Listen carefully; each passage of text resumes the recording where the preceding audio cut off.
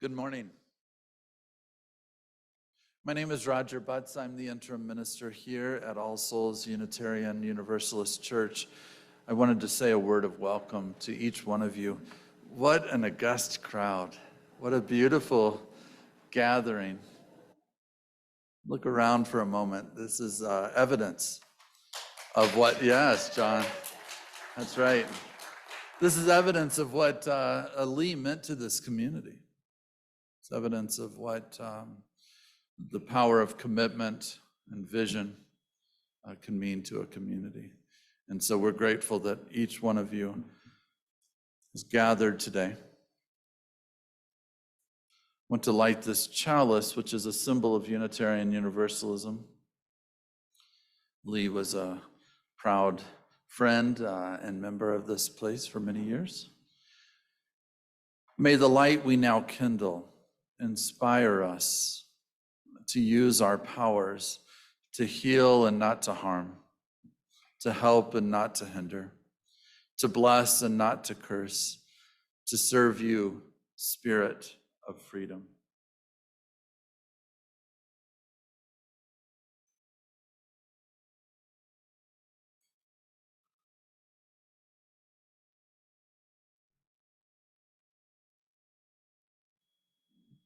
My role in all of this is just to welcome you to All Souls and to say thank you for being here. The poet says, to live in this world, we must be able to do three things. To love what is mortal. To love what is mortal. To hold that which is mortal against our bones as if our life depends on it, and to answer the call when it comes. The poet doesn't say that, Roger says that.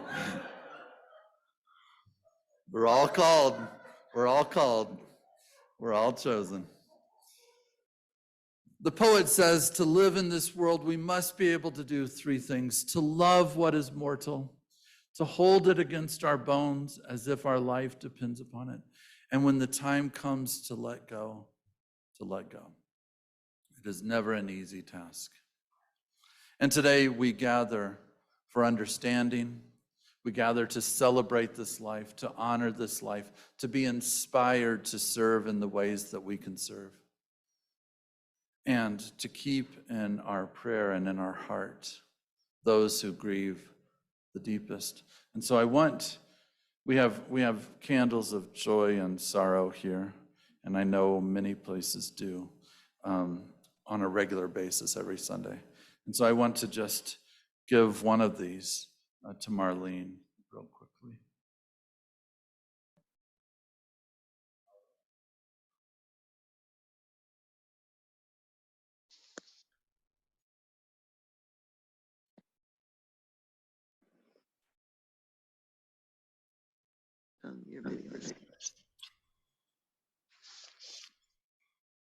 I'm going to turn this over to Kent now. I'm really glad to see all of you, honored to be here with you. And Lee made such an impact, Spirit of the Springs, Trails and Open Spaces, realtor for many people who gathered here, and beloved human. So may this time be for you comfort and healing.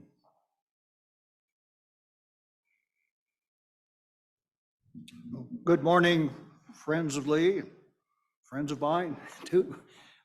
It's good to see you all here, even though this is obviously a very sad occasion. I am going to be the master of ceremonies, if that's what you call somebody who does this kind of occasion. And we do have a number of people who have wanted to speak about Lee and his life and his contribution to our community. We're going to start with a couple of video feeds. We are now in the 21st century and we can do these. And we're going to start with Lee's wife, dear friend, Jeannie Bine.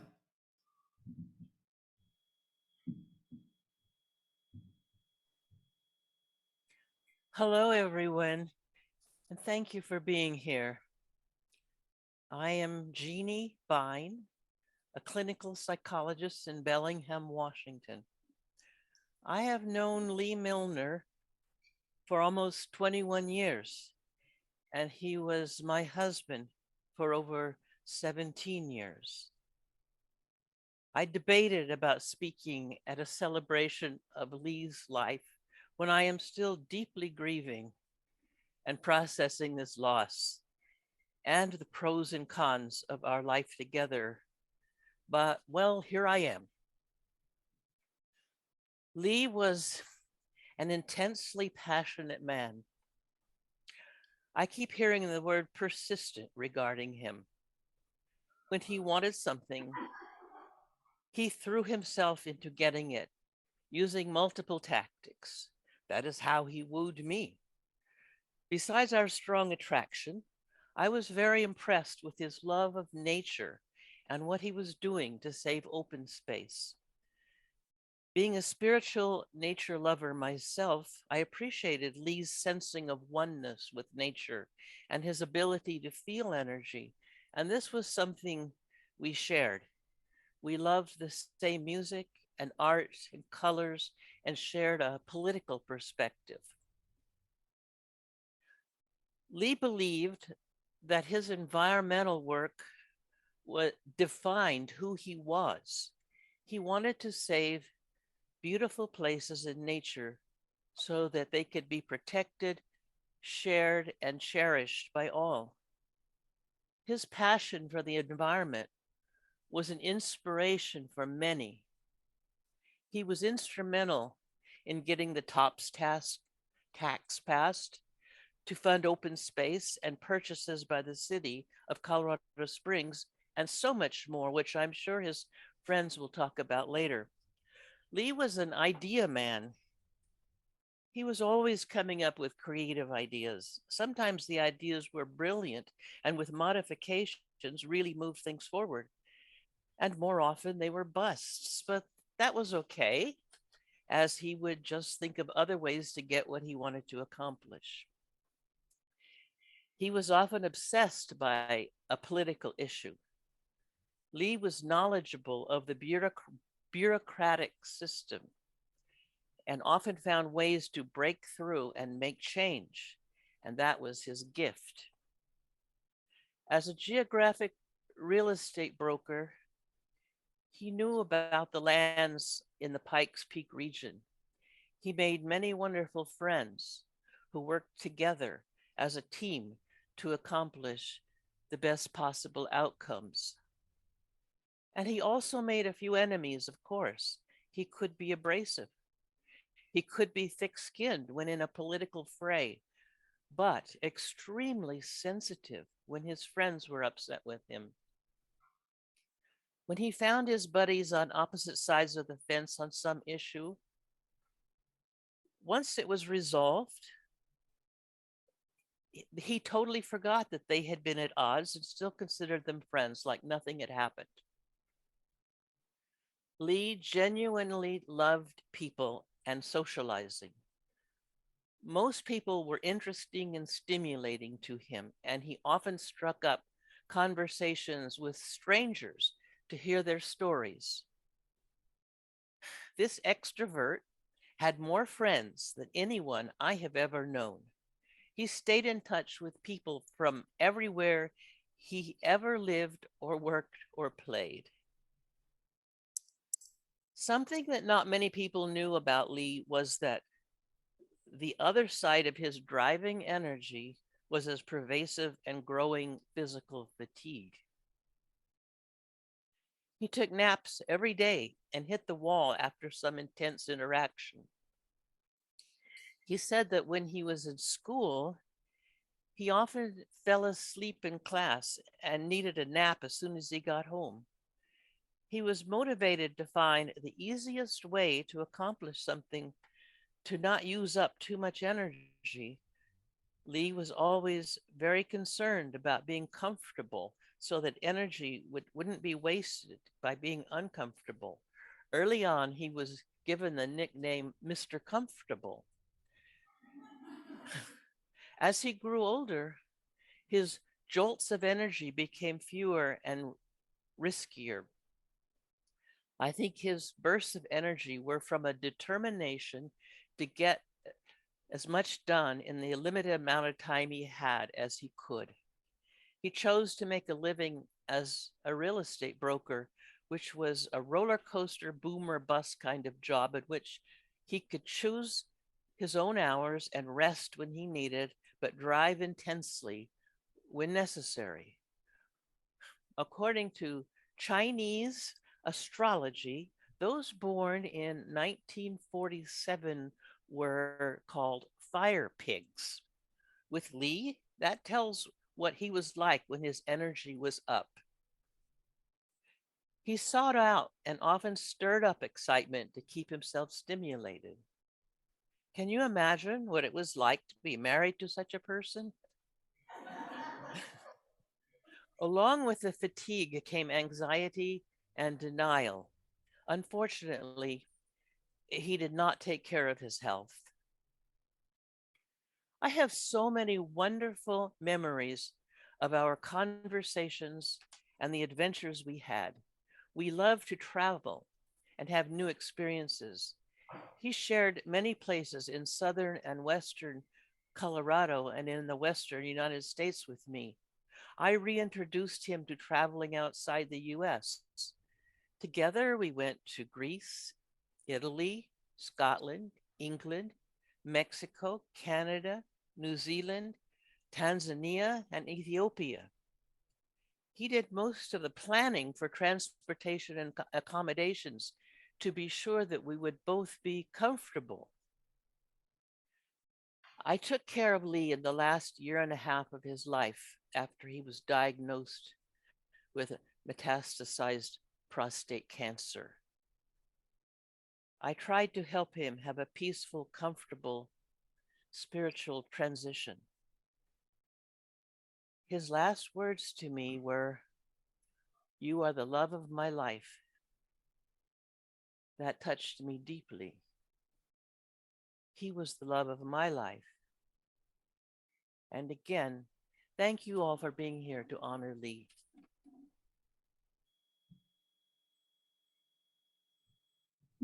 Thank you, Jeannie. Thank you very much. That was beautiful, and I think truly reflected the man who was your husband.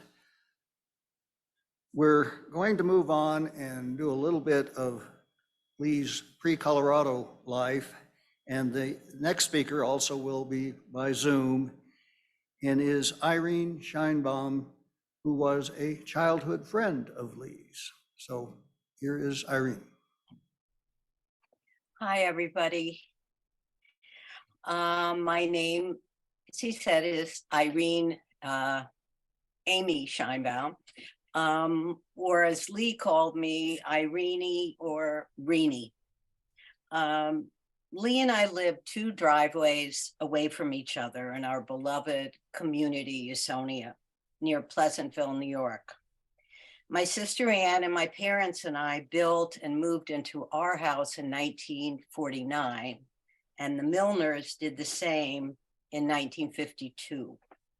So Lee and I were in each other's lives for 70 years. He asked me to talk about Usonia and our childhood at his memorial, so I'm honored to play a small part in remembering our very dear friend. Usonia Homes began as a dream shared by a small group of people to build a cooperative community in the country. This group was able to get Frank Lloyd Wright to agree to design the site plan and 3 homes, with his assistants designing most of the other homes. All of our homes were individually designed, mid-century houses built with organic materials and nestled into the individual sites. You need to understand that these were young, idealistic New York City apartment dwellers who shared progressive political and social views and had the courage to take a leap of faith to build this kind of utopian community, a place to raise their families. Even today, surrounded by traditional housing developments, Usonia is uniquely nestled into the woods. Some of the Pleasantville folks, a lot more conservative than most of us, referred to us as those commie liberals in the woods with their kooky houses. We laughed then and now because truly we were just proud to be Usonians. Lee, or Lily, as I called him at times, at almost 5 years old, became part of our friend group on the north end of Usonia. Our sites were circular and overlapping, and no fences were allowed. You didn't know where your land began and somebody else's started. All of our parents welcomed us with open arms, and they trusted us to wander on our own in our little slice of paradise. We'd often disappear for the day to have our adventures, climbing trees, swinging on vines, playing in the brooks, building tree houses, finding treasures in the woods, including a hidden orchard. We'd walk along the dirt road down to the line of mailboxes to get the bus to go to school. When the roads were paved in 1955, we rode our bikes and later did some roller skating and even skateboarding. We played in the cool rock fort that the older kids had built, and also the one on the hill behind our old swimming hole. And when a bit older, we played strip poker there. In the summer, Lee and everyone joined together as we hung out at our pool, also called our mud hole, playing cards, playing in the sands that our parents determinedly dragged the sand in every spring so that we could have a beach. Swim lessons, swimming and diving for hours. We also each went to our summer play group, located in different areas in Usonia, but mainly below the pool. In the wintertime, we went sledding down the big hill, and we would sometimes drag a toboggan through the woods by the Hillisums to Mastic's Hill, where we would go screaming and laughing down this bumpy hill. We also went ice skating in our tiny little pond next to the Glass family house. And of course, we had parties, sleepovers, went trick-or-treating, caroling, had a fight with your parent, just go to somebody else's house and you were welcome. Thanks to Hope, Peter, Sue, Steve, Mike, Ann, and Adam, I was able to get some more memories and impressions of Lee as a child and a teenager. He loved all things baseball and was the champion of collecting baseball cards and becoming an expert flipper of the cards. He helped to organize touch football and baseball games at the South Field, along with a number of other boys, some of whom are on this Zoom right now. No longer boys. He didn't seem to be interested in being competitive. Rather, he craved the fun and joy and just being together and making sure that everyone had a good time. Mike, here, who I married many years later, I should say, Mike is also from Usonia, aspired to Lee's style, and I think he succeeded. Lee was always curious about everything, a deeply thinking observer of life. In high school, he didn't belong to any of the specific cliques. He wasn't a jock, he wasn't a hood, he wasn't in the popular crowd, but he fit in everywhere. He was a friend to all. He loved history, was very smart, got good grades, and even acted in a few plays. The Usonians to whom I spoke remembered him as someone who was never angry. Now, I know he was, but with friends, I don't think we ever saw him angry. He was funny, he was always friendly, he was enthusiastic, he was sensitive and passionate about ideas and activities that mattered the most to him. Kind of quirky, a sensitive extrovert, kind of shy guy around girls, a truly wonderful friend.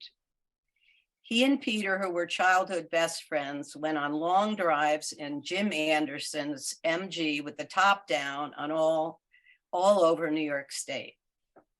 He was a faithful and generous babysitter, lending little Adam Zace his cherished baseball card collection, only to find out later that Adam's mother, Betty, had thrown them away by mistake.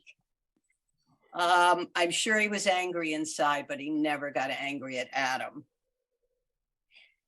Lee was more than a friend to me and to my sister Anne.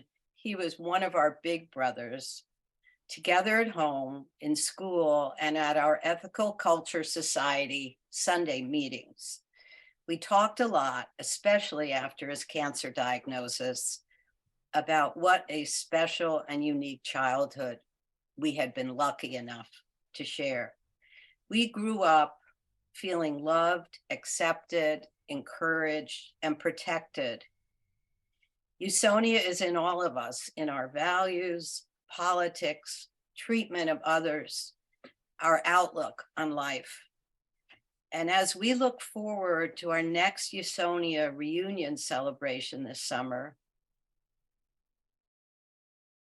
and it kind of breaks my heart because Lee really wanted to be there and it was helping to organize it. I know that Lee felt incredibly grateful that Bob and Bess so long ago chose to have Lee and Hope become part of the Usonian family. I am sure that Lee's passion, boundless energy, and commitment to environmental activism was partially born growing up in Usonia. One brief final memory. As Mike, Ann, and our husbands were completing the same sad task of cleaning out the house that we grew up in and getting it ready for sale in 1988, Lee was visiting and helping. He sat on a blanket on the driveway with our then 3-year-old daughter, Sophie, playing Barbies. I stood in the doorway looking at them. His eyes were focused on our little girl with such rapt attention, kindness, and humor.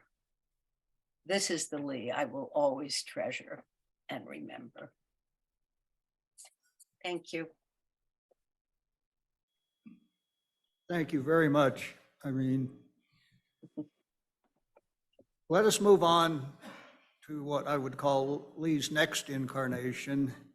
As many of you know, he didn't move directly from New York to Colorado, but had a detour through northern Idaho. And our next reminiscence and remembrance will be from John Milner, a dear friend of Lee's from that period when Lee lived in Idaho. John, you're on. Thank you, and I'm glad I can be with everyone today to remember Lee Milner. I met Lee in April of 1974 when the VISTA program assigned me to Lewiston, Idaho. Lee had been previously assigned to Lewiston and he immediately befriended me. And he and I worked together on several projects with the Community Action Agency that we were both assigned to, based in Lewiston. And the one project I would like to highlight, I go back to what Jeannie said. Jeannie, thank you for the invitation to participate in the memorial today. I go back to what Jeannie said about Lee's ideas. And he and I worked with very much fledgling food co-ops in North Idaho and southeastern Washington State when we were with the Community Action Agency. And the one food co-op that we worked with, and this is our little success story, is Lee and I looked at their books, and of course, food co-ops in those days were all volunteer run.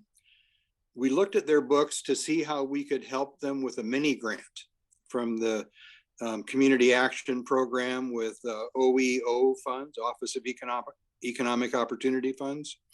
And we engineered a grant from our Community Action Agency to the food co-op in Moscow, Idaho. And Lee was always very proud of that little project that we did.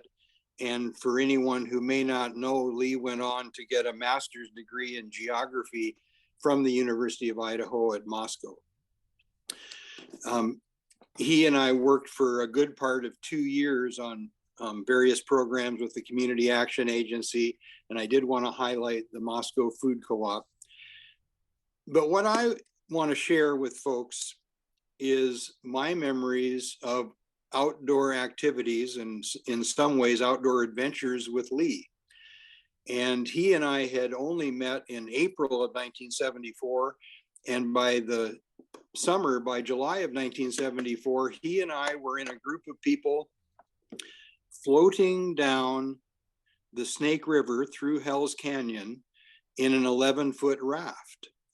And there were other people in our party who had little yellow rubber ducky 11-foot rafts, and those things turn over easily.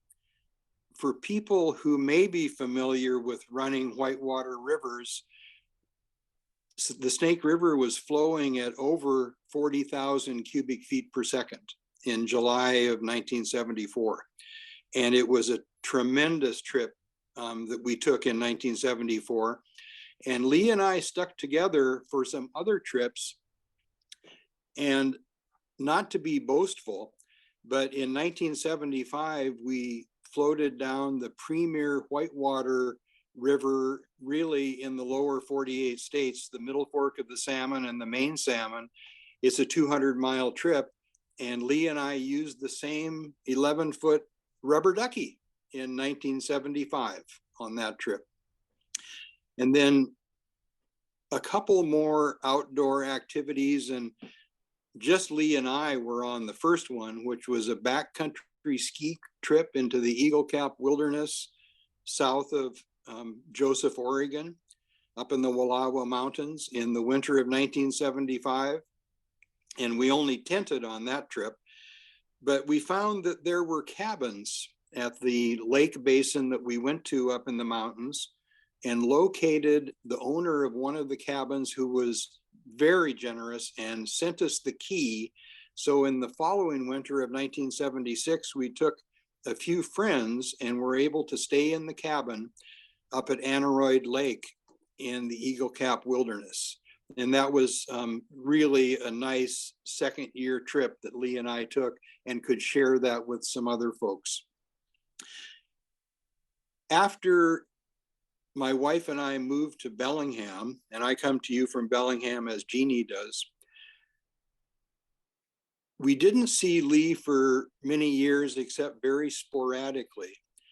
But one time we visited in Colorado Springs, and Lee took us out, and we spent a couple hours walking in Garden of the Gods. And that is kind of my final memory from Colorado with Lee, until he and Jeannie moved to Bellingham just 3 years ago. So I deeply cherish the activities, the adventures that I shared with Lee Milner over the years. And Jeannie, again, thank you for inviting me to be in the memorial tribute to Lee.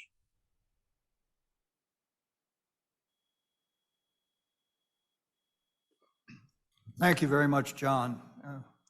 That is a part of Lee that some of us didn't know. My wife and I have had some adventures on whitewater, and I'm impressed.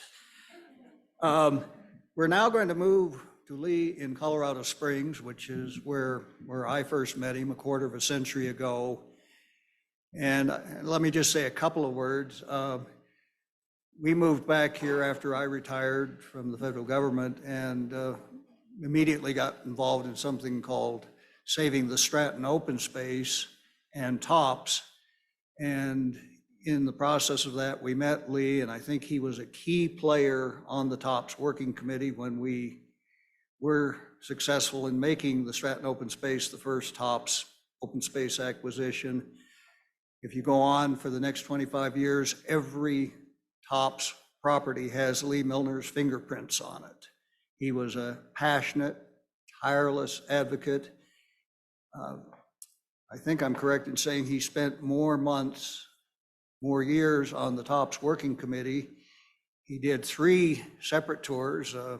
Sometimes his passion got a little ahead of him. I think he got kicked off the first time, but came back and did 2 tours and then did 2 more tours. And I think if he could have stayed longer, he would have done a 4th round. Colorado Springs is simply a much better place because Lee Milner lived here. And then just to speak personally for a minute, Lee was a dear friend of ours and of our family, of our daughter, our grandchildren. He was interested, he cared. Ruth will be forever indebted to him. I had a hip replacement, which turned out to be in the middle of a blizzard. And it was Lee who came with his van and hauled me home to save Ruth what I think would have been a real hassle. But in every way, Lee was a friend, and he was kind, and he was dear, and he was decent. And I'd like to ask some of his other friends here in Colorado Springs to share some reminiscences. We're going to start with Richard Scorman.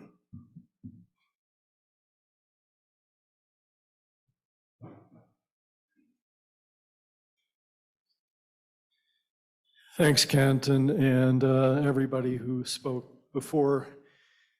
So Lee and I were friends for decades and decades, and Patricia too. And we probably went to Lee and Jeannie's house for dinner 40, 50 times. They went to our house for dinner that amount too. And over the years, Lee and I worked so much on different projects to save open space, to get TOPS passed, to retire the Drake power plant. It was a big one. Lee was unrelenting. When I left City Council, I think I went from 400 emails a day to maybe 150, and 75 of them were from Lee. Because he was so engaged even when he was living in Bellingham with everything that was going on in Colorado Springs. He loved it. It was in his DNA. He just was passionate about it. He called himself my wingman when I was on City Council. And I'm not a hockey player or a fan, but I guess that's where it came from. But often Lee was at the net when the puck was way across the room. And I would say, Lee, why is there an article that Pam Zubek wrote in The Independent about something we were just talking about yesterday? And that was Lee. He just, if he wanted something done, he would just do everything he could think of. And thank you, Jeannie, for putting up with all of Lee's adventures over the years. I imagine there were days where he would have 30, 40 phone calls. And you had to live through all that. And you gave a lot to Colorado Springs like Lee did. And I can go through the list of all the big premier pieces of property we wouldn't have without Lee. And many of you know that in this room, and I'm happy to rattle them off, but there's some that are just so special. And people, the Corral Bluffs was just in the paper. Another 1,000 acres were purchased. And one of the places in the world that has the most significant paleontology of any place ever. And there's a Nova segment, and Lee was unrelenting. He took me out there 3 or 4 times. Bill Kerner and other people, worked really hard on it too. But I didn't know anything about Corral Bluffs at the time, and he just, I think if anybody could say they made that happen, it was probably Lee. And then, yeah, Lee wasn't good at keeping secrets.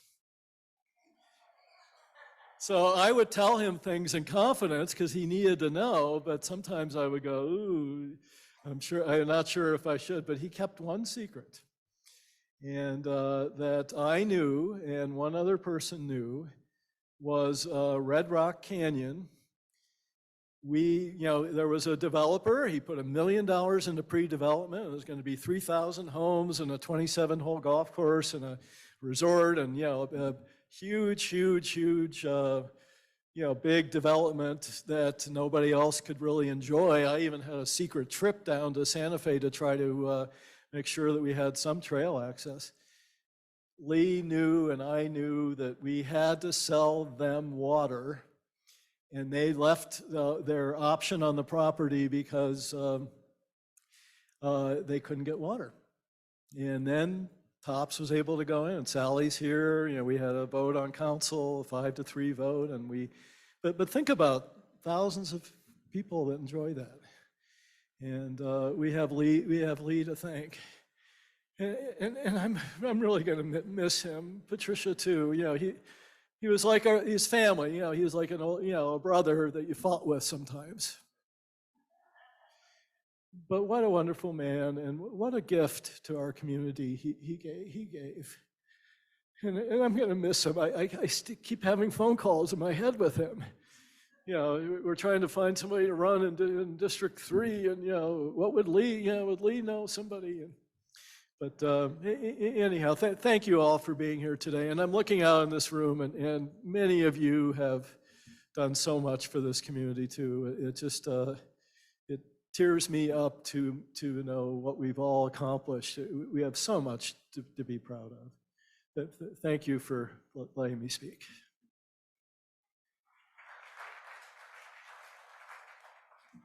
Thank you, Richard, very much. And I second everything you just said.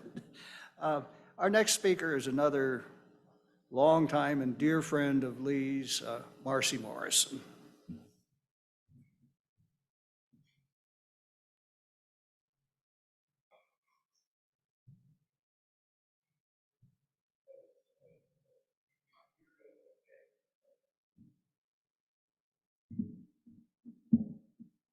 Well, it's delightful to see so many people I recognize. I see John Weiss, one of my neighbors, and I see many of you that I recognize, and Sally, and many of you. Thayer, nice to see you here. I don't know what to say because everybody has said it already, but I think I want to say this. I want to say that all of us here understand that to make a community grow, be prosperous, be friendly to others when they come to live, that we all need to perhaps take a page out of Lee's book, you might say. And that is, if you think something is really important in your community, you can't say, well, somebody else can do that. Because if you have that attitude, who does it in the final analysis? It's someone with that persistence, tenacity, irritation that we've all expressed about Lee, because he would call and say, Marcy, what are you doing? I have a little problem. And, precisely wanting that kind of, I think, a little political point of view.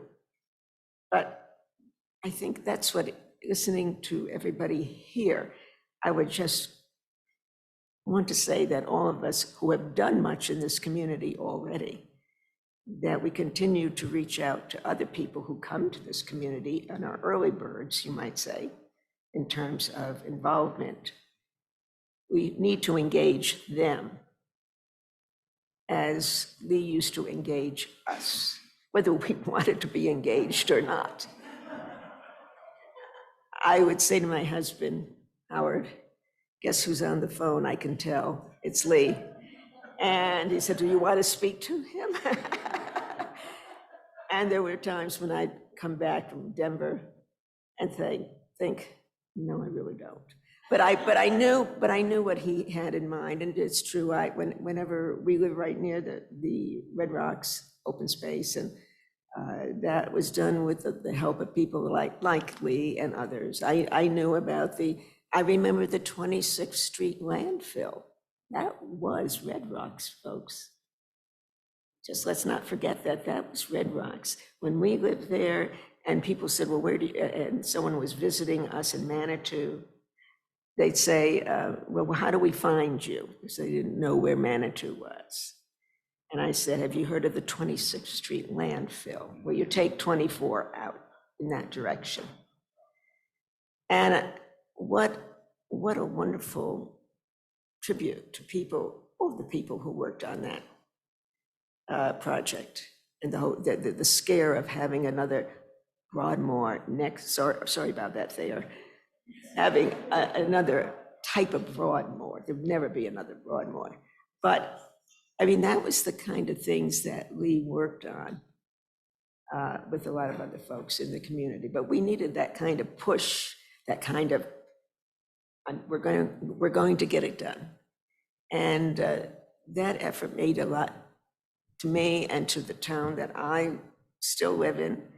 And if we couldn't have done it without people like Lee pursuing those kinds of projects, as he would call. They have another project. So I'm not going to go on because I too have stories about Lee, but I think that's in my mind now, what I'm thinking about is that we somehow have to create, and we do, we have some wonderful organizations, some wonderful environmental organizations in town, but we need to pull together and make sure that the properties that he loves so much continue to exist, and that we find new properties that have that same kind of specialness, special feeling that we have, and we don't let any of that go. So thank you so much.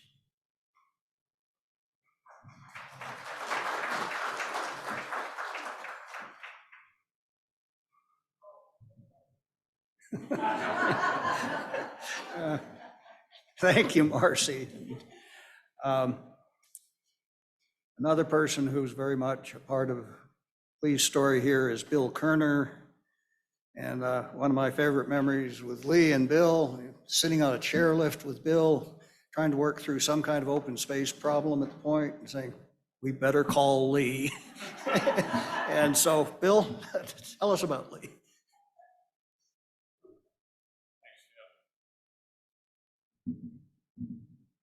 That's a true story, by the way.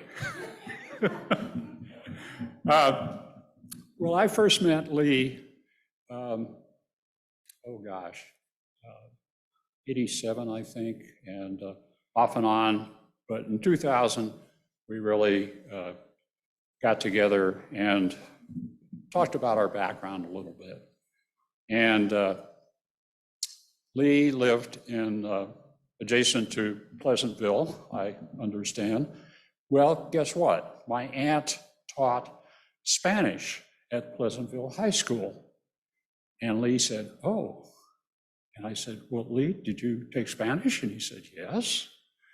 And how did you do? And he said, well, not so good, but I passed. And my aunt was a real tough teacher. She was very good, but she was tough. And Lee told me that. But Lee said he didn't say anything. He was speechless. And that was the only time that I remember Lee not being able to say a single word about something that he was going through or had gone through. Lee was just such a great friend. You could call him up anytime and talk about just about anything. And it was usually about acquisition and how are we going to do this. His latest project was, how do we get Jimmy Camp Creek Park open to the public? And so we strategized about that and talked about ways in which we could make it happen. Well, first thing we got to do is we got to protect it so somebody else doesn't come in and the city trades it away for something else that they want to do. And so that's a work in progress, and I'll just pretty much leave it at that. But Lee had the ability to vision and see what could happen, and found ideas and ways in which we could protect the land, provide access to the land, and make it good for our community, our bigger community. Lee also had a unique skill, I thought. He could talk to anybody, anytime, about just about anything. And that especially meant the people in power, the people on city council, the mayor, whatever. Lee would be able to strike up a conversation and express himself. And when Richard said that when the phone would ring, you know, the first question is, well, is that Lee? Lee would call on a fairly regular basis. Lee's accomplishments, he played a key role in forming the Trails Coalition in the 80s. I remember talking to Sky Ridley was her name, and I don't know whether she's still around, but she was the lone staff member for then the Trails Coalition. And she asked me, oh, I'm leaving this job, and would you be interested in it? And I said, well, gee, I've got a regular job, and you know, the pay is pretty good, and so forth and so on. So I said, I think I'll pass on that. But I think Lee played a key role in getting a new director, and that director is at the time Dan Cleveland. So that to me was a big accomplishment. I got recruited by Lee to join the Trails and Open Space Coalition in 2000. I'd had enough of politics in Manitou Springs, and it was a common bond we had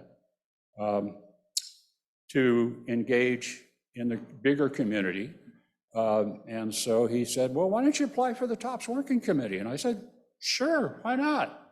So I did, and served 2 terms, and we did a lot of great things. One of the things that we've already heard about was Red Rock Canyon. And that was something that we needed a poster child for Red Rock Canyon, or for the program. And so it became Red Rock Canyon. And I remember the water issue rising up. And first the developer went to Manitou Springs and said, gee, you've got a 2-inch water line that goes into the property. And we said in Manitou Springs, hey, there's not enough 2-inch line. That isn't going to feed your development. You got to go down to Colorado Springs and talk to those folks, because we didn't want Red Rock Canyon developed. I was on city council. And so the rest of the story is no water, no development. Guess what? We have Red Rock Canyon today. So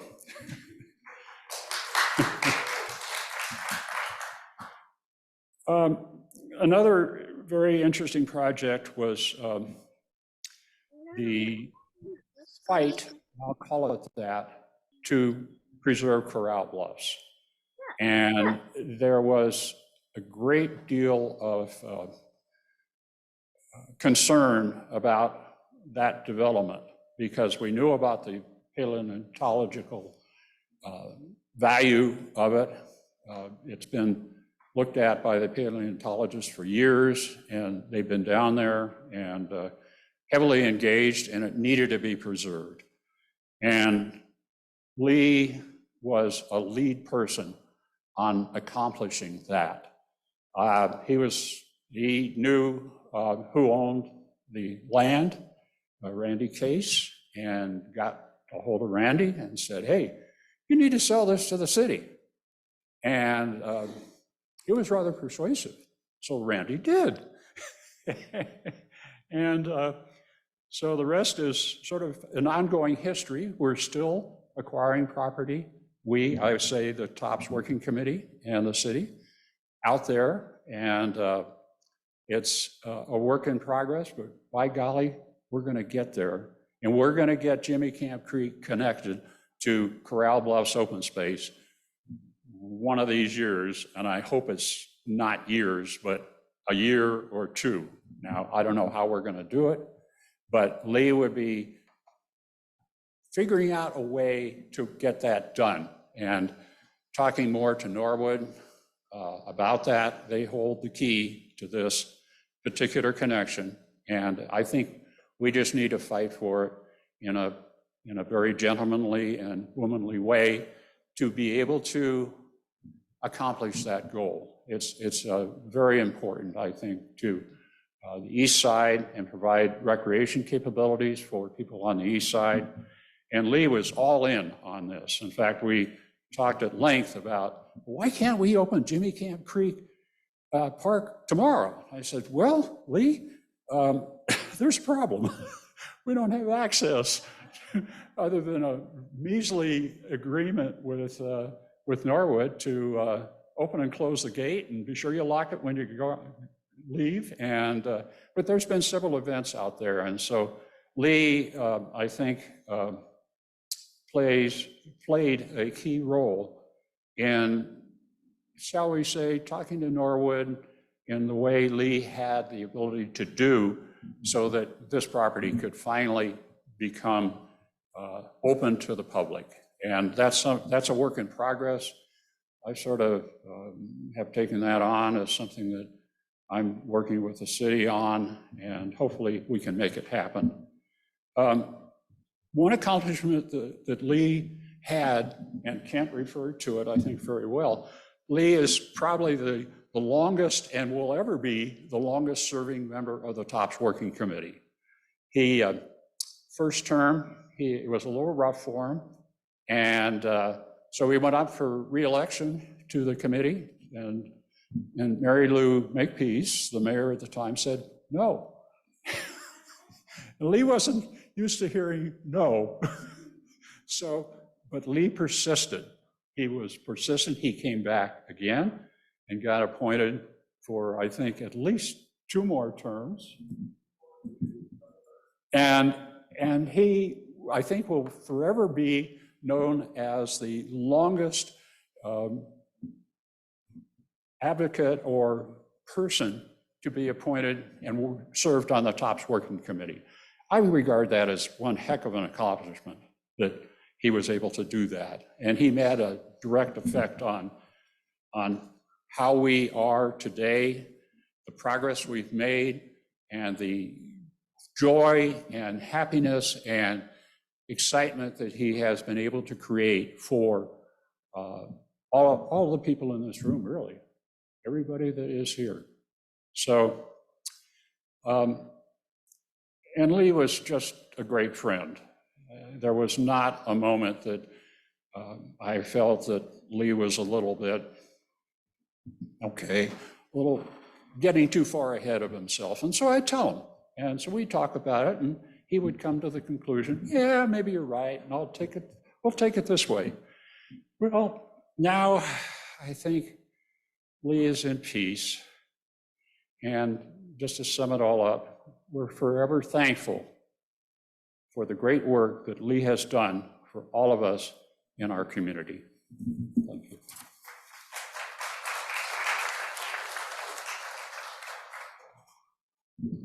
Thank you, Bill. That brought back a lot of very vivid memories.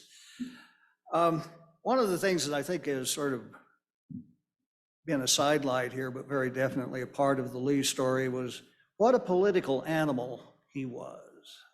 As several others have said, I think he knew every political player in town. He worked them. Sometimes I think maybe he worked them to death. Our next speaker, Tom Strand, probably has as many emails and phone calls from Lee as many of the rest of us. But Tom, please come up.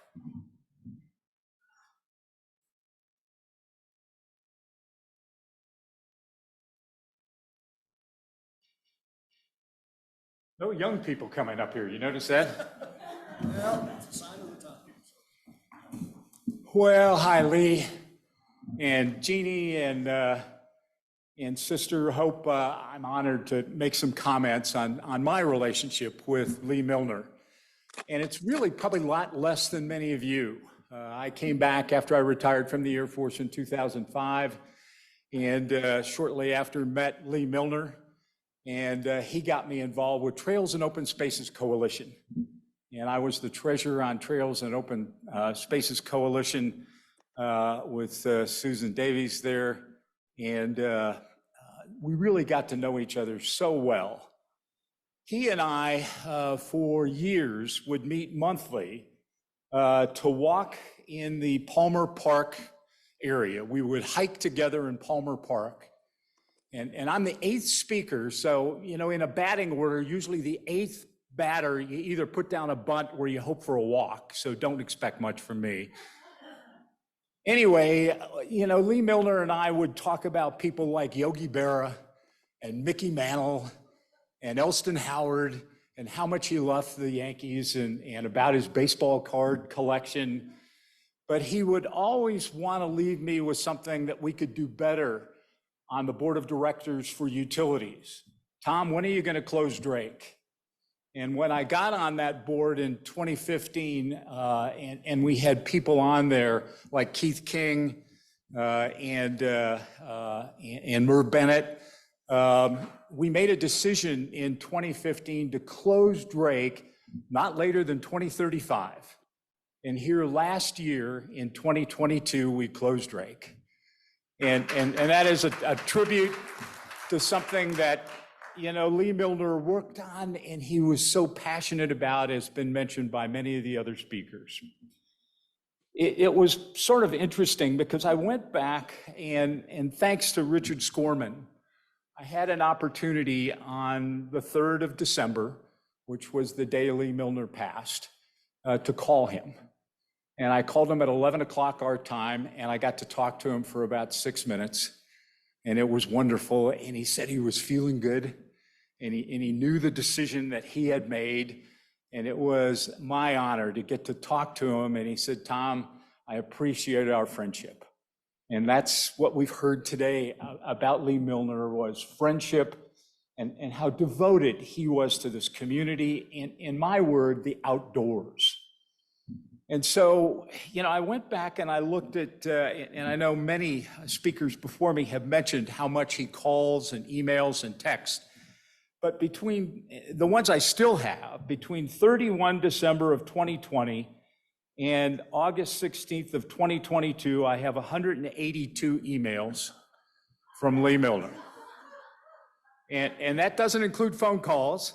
And the topics, you know, many of them have been mentioned, are PPRTA, ranked choice voting, which he was a big fan of, ranked choice voting, park sustainability, how we're going to sustain our parks, PLDO, and how we had, you know, or maybe shouldn't have changed that.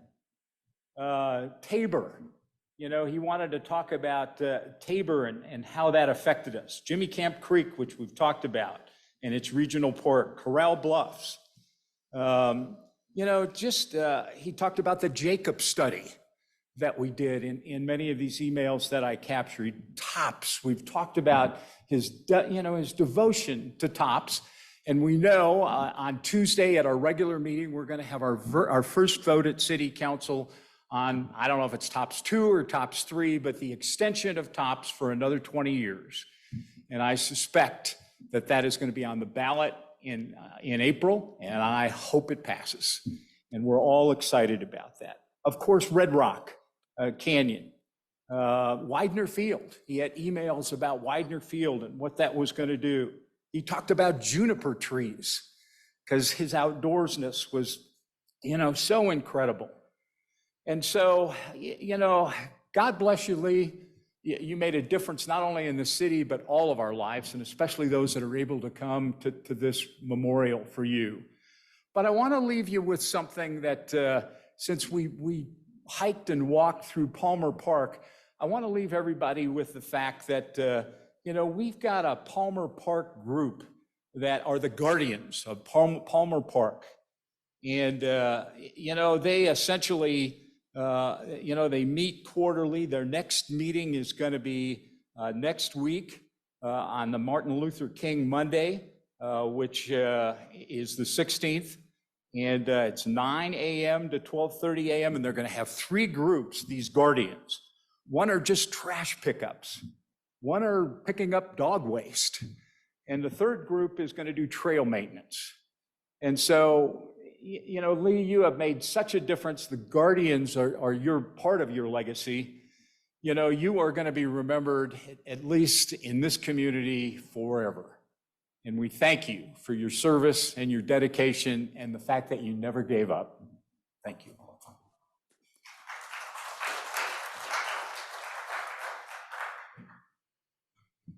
Thank you, Tom. And just reflecting back on some of the last particularly political conversations I had with Lee, if Colorado Springs could do one thing in his honor, adopt ranked choice voting. This was one of his last obsessions, and we talked a lot about it, as I'm sure you did. One of the people that Jeannie had wanted could not be with us today, but Chris Lieber, and you know, looking out and seeing people from the Parks Department staff, a large part of Lee's life was the Parks Department and people there. And one of the people that I know he was absolutely closest to was Chris Lieber. And as I say, Chris couldn't be with us today. And he sent a message that his and our mutual friend, Linda Hodges, will be reading. Linda.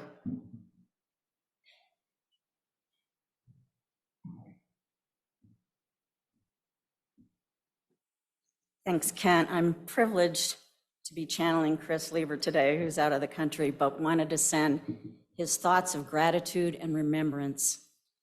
Today, I am thankful for Lee Milner, for our friendship, for the opportunity to reflect on the impact he has had on each of us and in our community. Lee was blessed with unique gifts and abilities, which he chose to exercise every day without reservation, to shape the future and be our champion. Little things keep popping up on my screen. And be our champion for trails and open space, and always looking to work together. For more than 2 decades, I had the opportunity to work on the front lines of the open space movement with Lee, facing challenges head on. His dogged determination and unabashed approach created the political space our community needed to move big ideas forward. Lee was always willing. Oh, dang it, where's that going? Lee was always, okay, going to the paper. All right. Lee was always willing to be the tip of the spear, pushing us, sometimes pulling us well beyond our comfort levels, but always moving forward. The last time I reached out to Lee, I called as a friend with a deliberate intent to see how he was doing, to check on how he was feeling, to provide emotional support in the midst of his health challenges. In typical Lee fashion, he immediately brushed my inquiry aside and changed the subject to the TOPS program and the strategy for the TOPS extension. Of course, we're hearing this over and over. Time and again, I tried to redirect the conversation back to Lee and his personal well-being. But each time he maneuvered the conversation back to his passion, open space, trails, local politics, and TOPS, always moving forward, always with a sense of urgency. I am grateful for Lee's friendship, for our long Saturday afternoon talks, his leadership, and the opportunity he has given to each of us present today to continue to build upon the legacy of open space and trails he unabashedly fought for, to move forward with urgency, stronger together.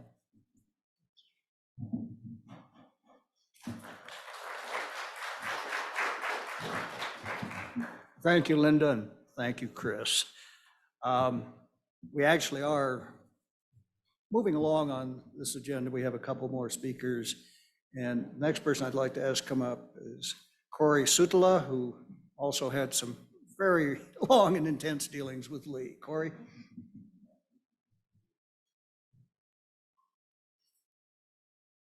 Thank you, Kent, and thank you everyone for the chance to pay tribute to my friend Lee Milner. I became friends with Lee in about 2008 or 2009, I think. And what initially drew me to Lee was his strategic mind and his ability. Once we started talking about a new topic, within minutes, he was a mile down the road in 6 different dimensions and could think of things that were just not intuitive to me. And I really respected that. And what I also learned was at the same time, Lee was able to dive right down into the details and would be calculating revenues and costs down to the penny. And he could bounce back from this unbelievably high level to a very detailed level. And that really drew me to Lee as a trail advocate. I was really eager to learn from him. And very quickly we became friends. And I think what drew us together as friends was our shared passion for the outdoors. And it seemed like every time I would talk to Lee about a place I'd visited or was going to visit, Lee had an idea or a story or a suggestion for something that I might like to see. And there's many things that I've seen in the world thanks to Lee, so I'll always be grateful for that. In addition to that passion, Lee and I talked about in advocacy, and he always talked about the P's. There was passion, persistence, perseverance, and patience. Are those the same? And I want to tell you that in his way, Lee did have patience. He was very strong on the persistence and perseverance. And I'm grateful to have seen that in action, and grateful that I've learned some of that from Lee, and I think we've had some success from some persistence. Another P that Lee taught me was partnerships. And I was always amazed at the incredible alliances and coalitions that Lee could build in very unlikely corners and with sometimes with people that it wouldn't have been immediately obvious to me that he would form a partnership with. And I feel like I learned a lot, and I'm no longer surprised when I meet somebody and I say, oh, hey, did you know Lee? In fact, I met Rick, our AV expert here at the church when we were planning the ceremony. Well, it turns out that Rick knew Lee, and Lee had sold him his first house. This is a true story. I was in Mexico also this week. Earlier this week, I met someone from Colorado Springs, and it turned out they knew Lee, so you can't go anywhere without running into someone that knew Lee. So I will be always grateful to Lee for the things that he taught me. And I'll close by saying an important thing Lee taught me was to never miss a chance, and there was no occasion that was too sacred to try to move the cause forward. So I want to draw your attention to the two things that Lee and I have been working on very recently. One is the TOPS extension. As has been mentioned, we're really excited to move that forward with some additional protections for the open space. And the other one is the idea of a Lee Milner Memorial Trail. So that's something that Lee and I talked about a lot, and I've talked to some of you about, and it's something that our organization, the Medicine Wheel, will be pushing forward, and glad to do that. So on your way out, make sure you grab a little pamphlet. It's your chance to add your name to the list of top supporters, and you can help support our efforts to create a Lee Milner Trail. Thank you very much, everyone, for spending time to pay tribute to Lee.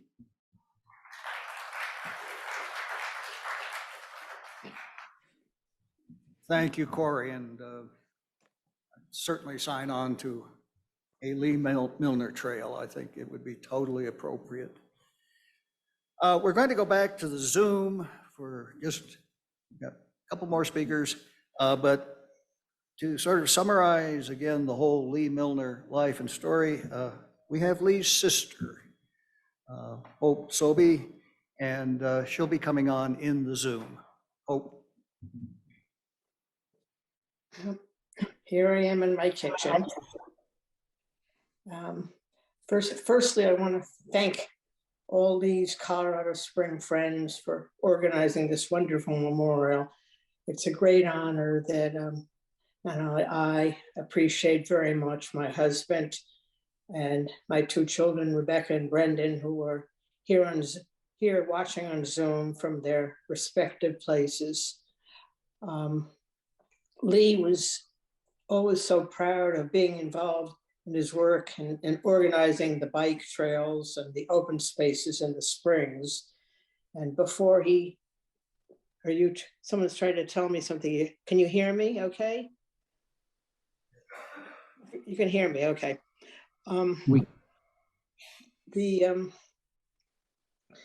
Before he moved to Colorado Springs, he and his first wife, Marlene, to whom he was married for 13 years in Idaho, and they wanted to move, and they interviewed lots of places. And Colorado Springs was the winner because of its environment and geography, which obviously my brother was very interested in. And as I was saying before, he was always very proud of being involved in his work in organizing the bike trails and the open spaces. And it was always fun for me and my husband, Merrill, to visit Lee, to experience the latest developments he had worked on. He continued throughout his life to send me clippings and let me know, what things had been accomplished in Colorado Springs. And it's really a lovely place. When he needed to move to Washington because of Jeannie's health, he was really bereft. But he managed to get there and start enjoying things in Washington, but never forgot about what was going on in Colorado Springs, as many of you have attested to. Lee was the baby brother I asked my parents for. He's 4.5 years younger than me. And our father had a small business, a stationery store and a newspaper route in Manhattan, where we lived when my brother was born. My father had arrived from Lithuania as a young man, worked himself over to the United States, and then spent time getting members of his immediate family, each of his parents, his sister Ruth, and his brother Joe over also. So we had that immediate family around us with whom we were very close. Unfortunately, my father's family lost my father's older brother, David, during the war. He had been married and my father hadn't had a chance, or he wasn't really ready to come to the United States. So he ended up perishing with the Nazis, along with his son, who also perished. Anyhow, when Lee arrived, we needed to share a room because we were just living in a 1-bedroom apartment in New York City, since World War II had caused a housing shortage. And these conditions aggravated our sibling competitiveness, especially as Lee developed into a very cute baby. My jealousy of him increased as our father called Lee his Süßer Kind, which is sweet child in Yiddish. And our mother appeared to be protecting Lee from me, as well as his first grade teacher after we moved to Pleasantville, in the house that my parents had built in Usonia. When Lee became the youngest truant ever in his elementary school, our mother managed to get him switched back to kindergarten. He just felt that his teacher was a shrew. So then Lee was switched, after he switched back to kindergarten, Lee said he changed his mind, and he asked to go back to first grade. So my mother then managed to convince the principal to give him another first grade teacher and moved him back to first grade. I think that this helped Lee to develop into what I viewed as a mama's boy, which did not endear me to him at that point or for a while. The mama's boy complex, I think, lasted for a long time Unfortunately, until our mother's sudden death, Lee was a freshman in college, the college he didn't like. And our mother's death and our father's death, about a year and a half before that, were understandably very traumatic for Lee. As well as me, of course, but I think more so for him. He was the younger one. Luckily, though, we had a number of surrogate parents in Usonia. Irene has already told you about how close the whole community was. And there were such people such as her parents, Irene Scheinbaum's parents, Lucille and Al Scheinbaum, Marge Anderson. I see that her daughter, Susan, is on the Zoom today from Germany. Hi, Susan. Also, Esther Harris was another surrogate parent, as well as the Harris children were very supportive. Mike Harris, who I think is here on Zoom, because my brother really did not like the college he was at, which my mother had helped arrange for him to go to when he didn't get into his only choice had been Columbia, and he didn't quite make it. Mike Harris, who was attending Clark University at the time, arranged for Lee to help transfer to Clark, and he preferred that. So all went well after that. That was also the time period when my new husband and I took over the role of advising and trying to parent Lee, who still needed parenting. He appreciated spending time with us when he was home from college, and other endeavors. He traveled a lot after that, but always came back to visit, and has continued to visit throughout his whole life. We still live in Usonia, where he grew up, and he was very happy about that. We had bought half his house, half the house from his share that was left to both of us, and he was always glad to come back.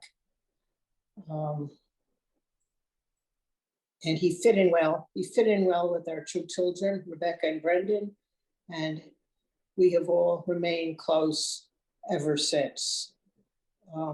Visiting each other, as I said before, and speaking on the phone almost weekly. Near the end of his life, we spoke almost every other day. We were certainly in touch. And throughout the years, though, in spite of Lee's illness, he has remained the Zisa Kind and has continued. And this is, he remained very sympathetic and a good, wonderful brother to me, in spite of his medical problems, and to me as I had my medical problems. He would always call and ask about what was happening there. And he's been a supportive uncle to my kids, as I said, and a brother to me, even as he became sicker. We will truly miss him. Thank you.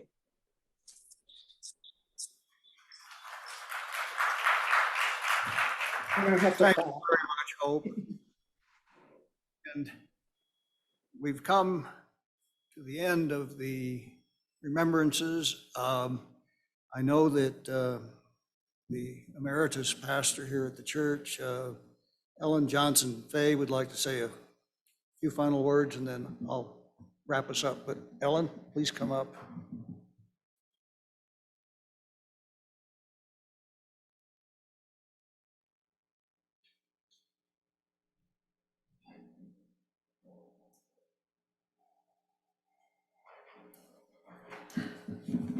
Well,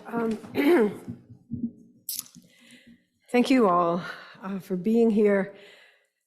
Thank you, Jeannie, beginning with such a heartfelt story. I know how hard this has been for you, for all of us who knew him. I feel honored to be counted as one of his friends. I was also his minister because I was serving I was called to serve the church, and he was already here.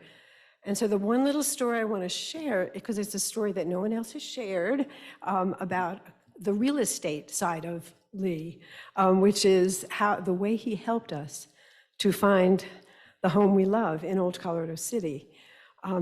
My husband came in June. I was at a General Assembly and couldn't be here when we were looking to find a home.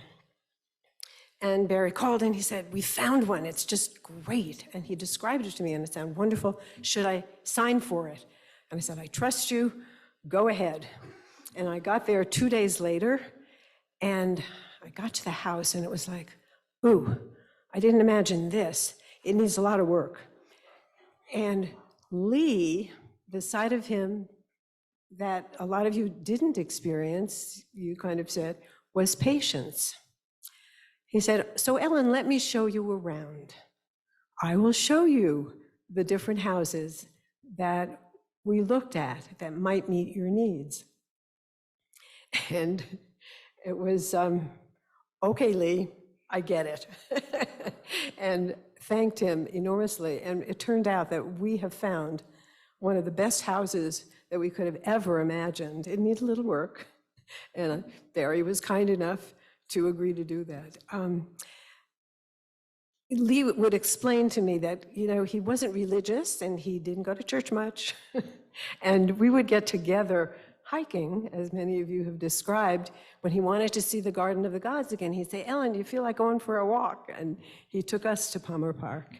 And I remained a friend of his throughout the years, and I retired in 2006. But Lee continued to be in touch with me, including, and neither Tom nor I could remember exactly what it was Lee dragged me to talk to Tom Strand about. It might have had to do with Drake, I don't know. But I was his moral presence because I was, the minister. And we learned from one another, because he did ask me philosophical questions. We had those kinds of conversations. And then he would instruct me on the latest political or environmental issue. And so I'm ever grateful for his life and his friendship. And don't you wish that we would have celebrations like this before the person left us, so that we could know the multi-dimensions of such a beautiful soul? Something to think about. What I wanted to do was just close as his minister with these words of Wendell Berry.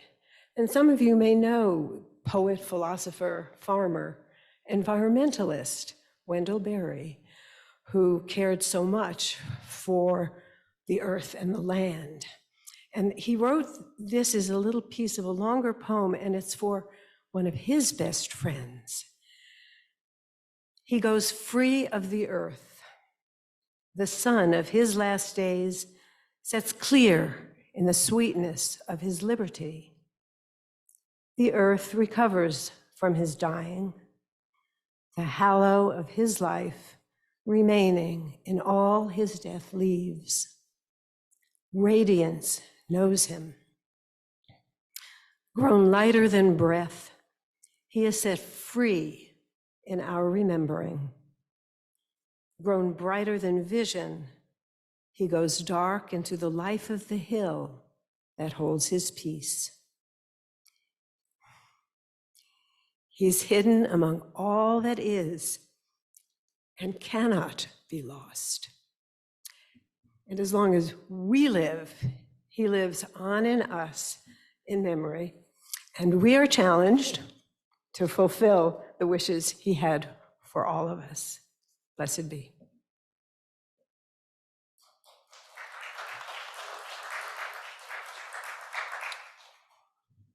Thank you very much. And this concludes if you will, the formal part of this gathering. I think it's fair to say that we've had a wonderful portrait from the various speakers of this wonderful, passionate, committed, idealistic, unique person who was Lee Milner. We are having coffee, light refreshments in the back if you'd like to stay on and continue to tell Lee stories and reminisce together. So again, thank you all, dear friends of Lee's, dear friends of ours. Thank you all for coming today.